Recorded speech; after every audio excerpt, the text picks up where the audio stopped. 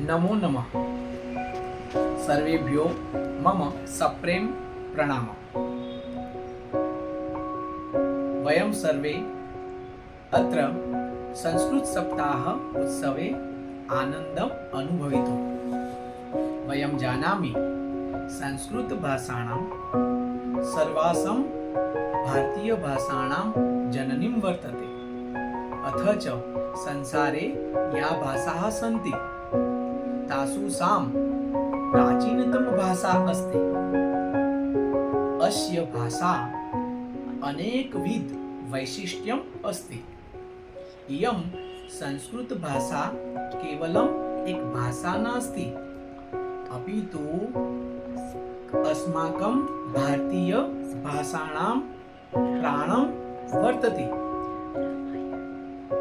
रामायणं, महाभारत, वेदज्ञानम् अस्यामेव च भाषायां निहितम् अस्ति। अस्मिन् उत्सवे वयं संस्कृत श्लोक उच्चारणं, गीतानां गायनं, कथा वाचनं च कुर्मः।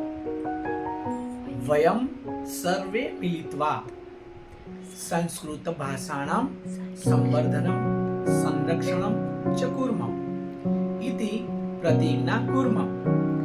जयतु संस्कृतं, जयतु भारतम्। धन्यवाद।